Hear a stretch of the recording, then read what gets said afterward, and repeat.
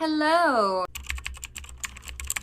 My name is Literary Haley and I love to talk about books, specifically romance books where audiobooks are my jam. I don't know how we got here, but we have made it halfway through 2023 and it's time for me to tell you guys all of my favorite books from 2023 so far. Now I did try to write notes and organize this really well, but something is happening with my notes app where the bottom half just disappeared. So I'm gonna try my best to stay on track and to stay in order, but we'll see how this goes. So far, I don't really have a set number. I was going to do my top 6 favorite books from the year, but I think I want to add more. Anyways, let's get into it. Starting off with January. My favorite read from January is The Lady by Golden Angel. This is a novella. It's really fast paced. I think the way that Golden Angel writes is really fun. This is also a Lady and the Tramp inspired romance. There's spanking and a possessive alpha hero who sees what he wants and he just kind of takes it. It's just a good time. It's just steamy, hot, and everything that I could want. It's also a historical romance. I think it takes place in Regency settings. January was a little bit of an off month for me with getting the jump start into 2023. So I don't have a top 6 from this month, but the other months do. So in February, my favorite read from this month is Take Me With You by Nina G. Jones. This is extremely dark. This is gonna be for those who are sick and twisted and who want to push boundaries, because this is not a romance. It's really dark and messed up. On my spectrum from books that I've read that are somewhat dark to all the way dark, this one is really close to all the way dark. This book takes place in the 70s and I really loved the descriptions. She's described to have Farrah Fawcett style hair, but the anti-hero, I guess, and I wouldn't really call him hero, but he is a serial rapist. He sets eyes on the heroine and he decides to take what he wants, kidnaps her, so she starts to develop Stockholm syndrome. It's just insane and wild. The ending is wild as well, the twist. Wrong by Adelaide Forrest. This was banned recently on Amazon, so you cannot buy the ebook. And one thing about me is if a book is banned, I'm gonna read it. This is a dad's best friend. There's non-con, some dubious consent, that sort of thing. It's age gap. She has looked at this man as her uncle her whole life, but he's starting to think the opposite whenever he sees her blossom into this woman. And he's got this sexual craving. He sets up this appointment and she shows up and he takes her. But it was just a coincidence that she was there. She wasn't really supposed to be there. So yeah. 8 by Rosie Adams. This is a novelette. It's an erotic novelette. This is a one night stand, first kind of date type vibe. So the heroine in this one, she is a businesswoman. She has her own business and she goes to celebrate and she hires a chef. He comes and cooks for her and the two hit it off. There's a scene in here on her kitchen counter with a special toy and it's so freaking hot. It's so hot. This is everything that I want from reading a novelette. I don't want at the end of it oh my god, I love you, blah blah blah, whatever. No, I just want literally a one night stand and it should just be hot and steamy. This is a really good one. Truly by Caramel Rhodes. This is, I would consider bully. I don't know if it's necessarily in that category, but hear me out. It also takes place in high school. The heroine in this one, she has recently been dumped by her boyfriend and the hero bullies her into doing some things with him. The guy who bullies her is her ex's brother. So this crazy night happens where she was recently broken up with. Her ex's brother is all up on her, and shortly after she's set to go on this road trip, which I really loved this plot. Her mom had gone on this same road trip and written a journal and stuff, and she wants to connect and feel closer to her mom since she lost her mom when she was younger, and she was supposed to go on this journey with her best friend. And then the guy who is her ex's brother shows up and is I'm going with you. Wanderlust by Skye Warren. This was my first Skye Warren book. Apparently this month was a really kind of dark read for me because this is also one where it's a kidnapper and Stockholm syndrome, that sort of thing. The heroine in this one has been super protected by her mother her whole life. She's not allowed to go or do anything by herself. and the only thing that she can do by herself is go to the library. And when she's at this library, she reads this book on Niagara Falls. And since she's never left the comfort of basically like her home, she kind of lives vicariously through these pages, these words. And finally, she says enough is enough, and she goes out because she wants to go see Niagara Falls in person. This is her first big adventure. And on her way there, she is at a truck stop and she gets taken by this man. And so we've got non-con and kidnapping, and that leads to Stockholm Syndrome. Yeah, that February was a sick and twisted, it's supposed to be a month of love, and I chose chaos. In the month of March, my favorite read was Lessons in Sin by Pam Godwin. Pam Godwin is probably one of my top favorite authors. She writes really dark. Some of my favorite books are by her, which are Sea of Ruin and Dark Notes. But this one is a forbidden romance, and I love forbidden romances that much more. It's also between like a student and teacher. So he's a priest and she's at this all-girls Catholic school. The two really hit it off. He obviously tries to fight his feelings, and he just can't, you know, he gives in. Devil in Winter by Lisa Kleypas. This is book 3 in the Wallflower series. According to Goodreads, this is a lot of people's favorite and a lot of people's least favorite, but this one was definitely my favorite of the series. This follows a redemption arc between Sebastian and Evie, which is one of the Wallflowers. She propositions him into marrying her because her uncle is kind of nasty and wants to set up a marriage and claim all of her money for himself. So it's a marriage of convenience, Felix Ever After by Kaysen Cullender, and I read this as a part of my trans rights readathon. It is a YA, and I rarely reach for YAs, but for some reason I was just really compelled to read this one, and I'm so glad that I did. This one made me super emotional. My heart really wanted to reach out and just hug Felix. This book really was amazing with the depictions of confusion around like sexuality, and also dealing with family who is not open and accepting as well. And so this is a really emotional read, but was just so freaking good. Companion by E. Ottoman, and this is another one that I read for my trans rights readathon. And in this one we have 3 people who are just wanting to get out and kind of escape, and they live on this like oasis away from society and away from everything. They all end up falling in love, so it's a polyamorous relationship between all trans characters. Always Been You by QB Tyler. This is a taboo step sibling romance, but this one's just short, sweet, to the point. If you're looking for something steamy, taboo, definitely look here. Claimed by an Alien Warrior by Tiffany Roberts. I really enjoy the way that Tiffany and Robert write. They always have like this alien meets this human, and then they're kind of like totally fine. It's not like, oh my god, you're an alien. Like, they're not freaking out. It's just kind of like, it just is. And I really enjoy that. Our alien in this one, he is being tested on. He escapes and he falls into the hands of the heroine, and the heroine is on this like road trip, and she takes him with him, and then the two end up falling in love. Moving along to April, and this is when my notes decided to take up on me, so we're gonna be a little bit messy during the last part of this, and so I do apologize in advance. My favorite read of April is Destiny's Embrace by Beverly Jenkins. This is book 1 in a series. This is an American historical romance, and I really loved this one. So this is between a ranch hand and his housemaid. So it's forced proximity, which is one of my favorite tropes. And our heroine in this one is originally from Philadelphia, I believe, or Pennsylvania. I can't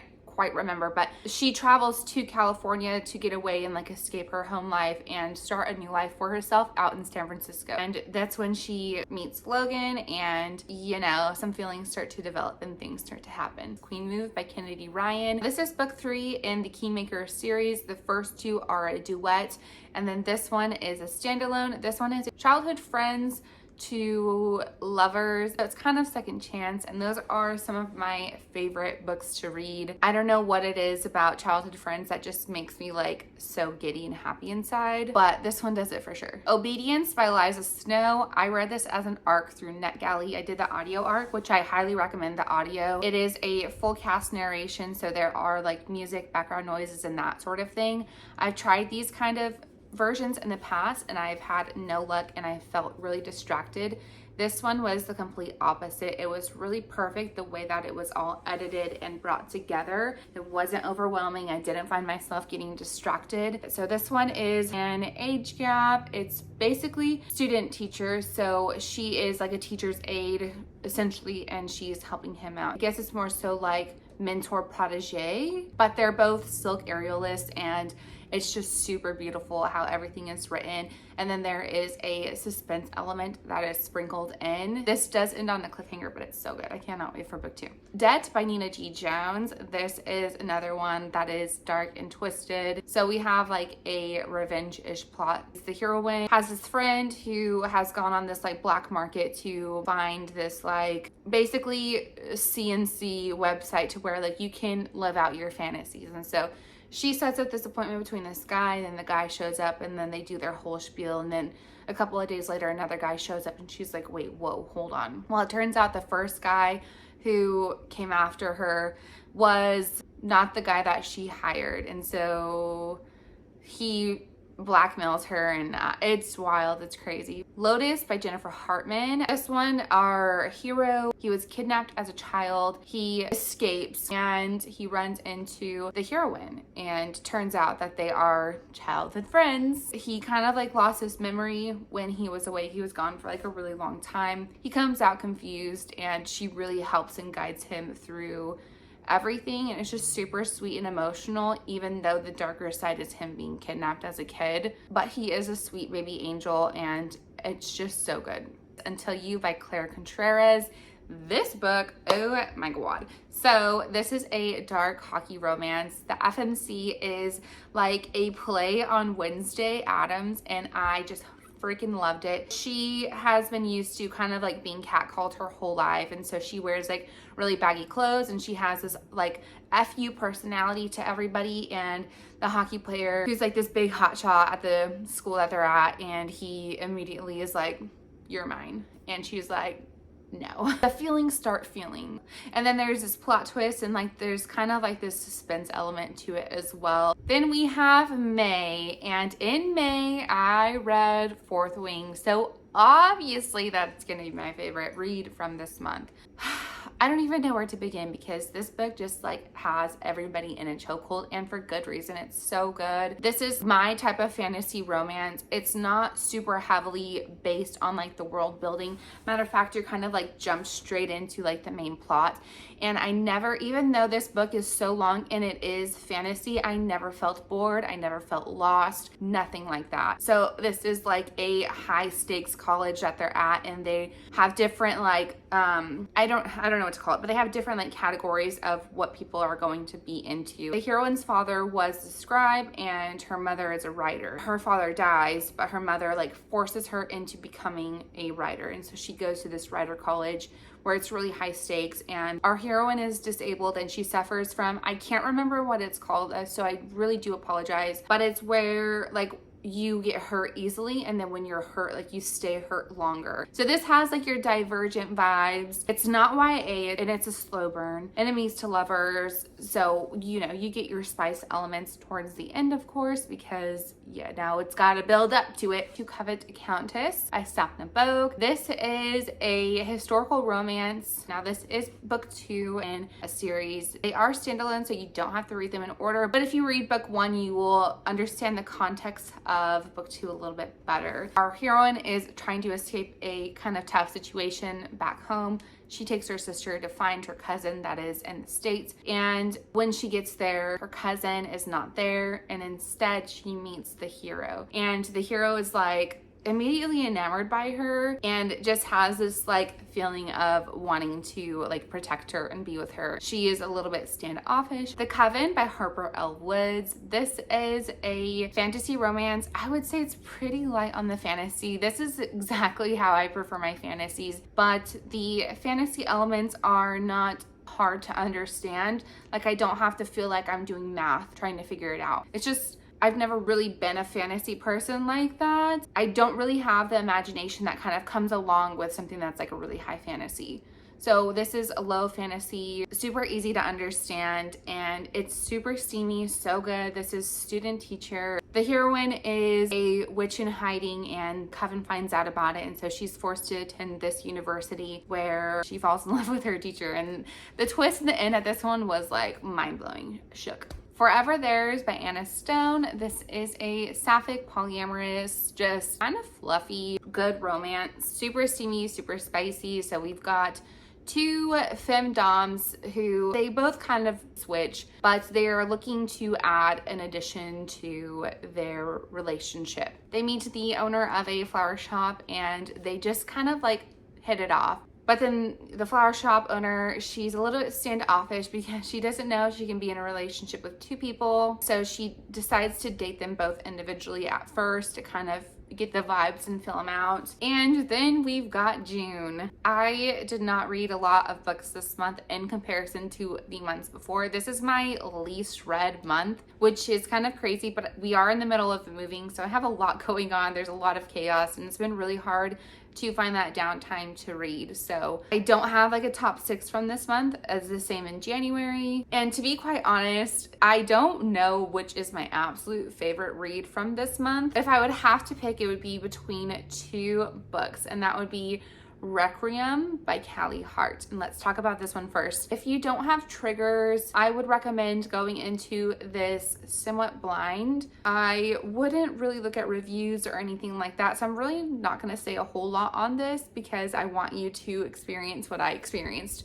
But this is a bully romance. I fell in love with everything about this book and how it all developed. And then the next book that would be in a tie for my favorite read of this month would be Dirty Curve by Megan Brandy. This one was so good too. Oh my gosh, I just got done reading this one. This is a baseball romance, and to be honest, I have a hard time finding baseball romances, but I am a baseball girl. I grew up watching baseball. So baseball just holds a special place in my heart, but I want to read a good, spicy, fun baseball romance, and they're hard to find, and I don't know why. So if you have baseball romance recommendations, please drop them below because I am on the lookout. Anyway, jumping into Dirty Curve. This one is between a hotshot baseball player and a tutor. So we've got Forrest proximity. Our hero, he's used to always getting what he wants, and he wants her. She is like, no, you cannot have me. She does not have room on her plate for anything else. She's a single mom. She tutors a bunch of other students, and she also has her own academic thing going on.